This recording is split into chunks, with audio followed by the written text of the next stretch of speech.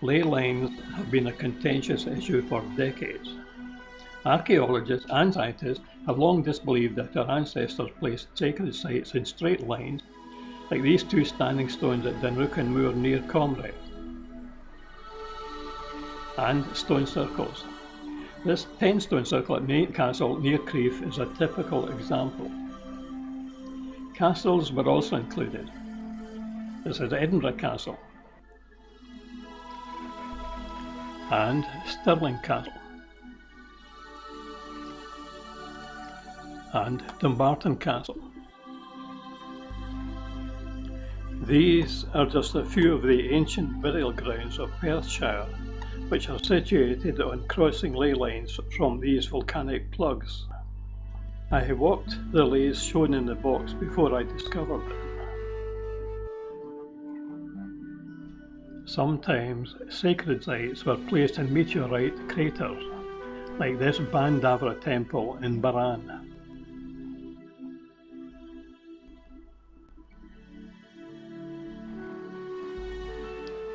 Two Irish round towers were also placed in a line with the volcanic plug of Ailsa Craig. This is Abernethy Round Tower near Perth.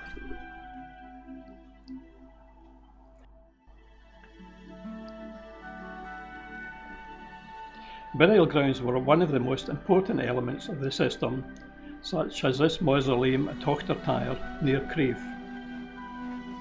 Churches, cathedrals and royal palaces were built in ley lines from volcanic plugs much later. It took me over 8 years of walking across the hills of Highland Perthshire, summer and winter, to rediscover the ancient technology our remote ancestors used to construct the ley line system across Scotland. This was a hard, difficult series of walks, well over 3,000 miles. As you can see in this picture of Glen Lednock, and looking north from Knockcreef in Perthshire, it is a beautiful but very rough country with thick heather to impede my research. It is little wonder that our present science-based culture finds it so difficult to understand the concept of ley lines, as this immensely complex system using completely natural energies was harnessed by our ancestors using the most basic of tools, and furthermore, they could sense these same energies by using divining rods, an art despised by most scientists who do not realize that the divining rods are linked to the most sophisticated computer in the world, the human brain. The energy they used is completely natural from volcanic faults, plugs and dikes.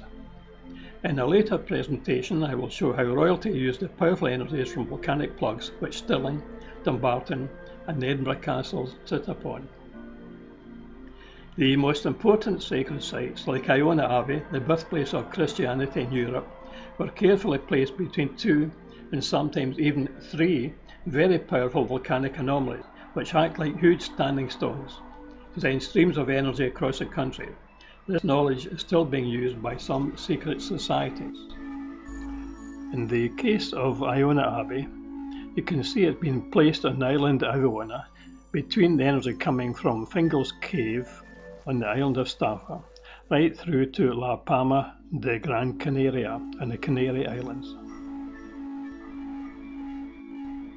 If you have any doubts about the reality of ley lines, this illustration of the capital cities of the United Kingdom should change your mind.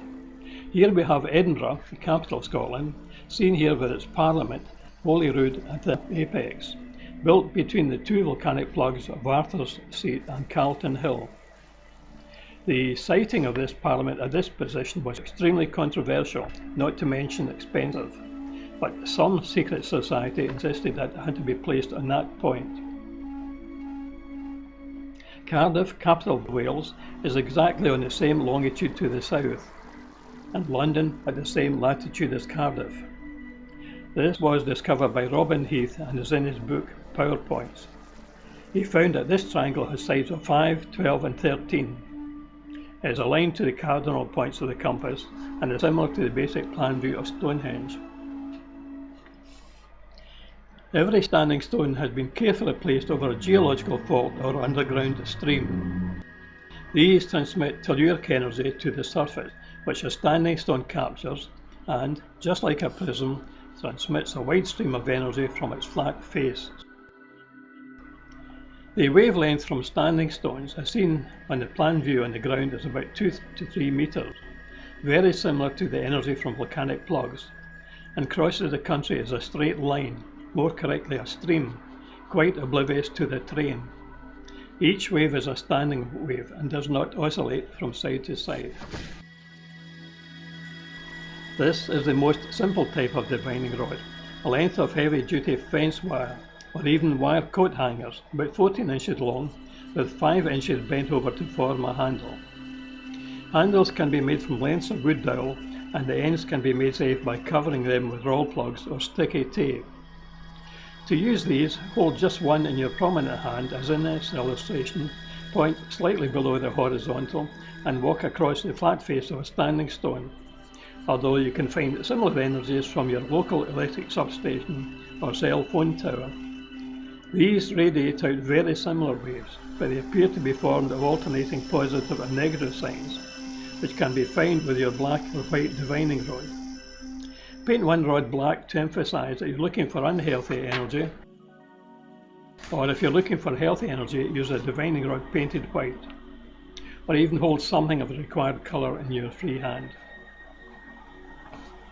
Command your divining rod to follow just one wave. You will probably find that the rod wavers slightly as it encounters each wave, which are very close together. As your divining rod turns away from the stone, follow it carefully, and you will find it making a sinuous path as in this illustration.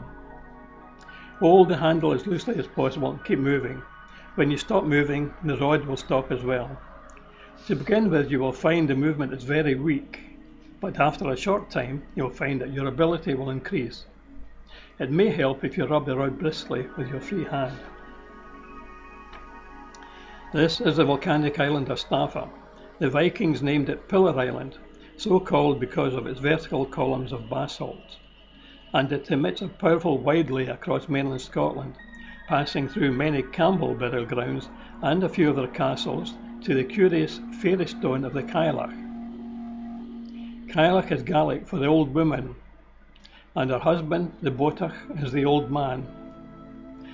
They are situated in secluded Glen Cailleach, Perthshire. You can just make out the eyes, nose and mouth in the Cailleach here. They are all water-worn boulders taken from the nearby tumultuous river and now have 5 children. The lay passes on to a curious split rock, the praying hands of Mary, seen here looking east towards Staffa. And now to the west, onto Cairn na Marv, the cairn of the dead in Fortingal, where most of the population were hurriedly buried in this reused Bronze Age tumulus following the bubonic plague of the 14th century. Further on this sleigh is the burial ground of Fortingal with its 2,000-year-old yew tree. Here you can see a cut-marked stone in the annex. These cut-marked stones or petroglyphs are very important and will be explained in a further presentation. The lay stream travels on to a group of stone circles at Fortingal. One is an 8-stone circle with another nearby recumbent stone circle. The third circle is believed to be the ruined remains of yet another recumbent stone circle. To the east, this lay terminates at Croftmorrig stone circle, its first construction being of timber at around 3000 BC. This book explains for the first time how these ley lines were constructed, and their purpose? It was to focus natural telluric energy through their dead in the pre-Reformation burial ground. For more information, see my books, Ley Lines and Earth Energies, and also Ley Lines of the United Kingdom and United States of America. My website is www.leyman.space. Leyman is spelled Ley-Man.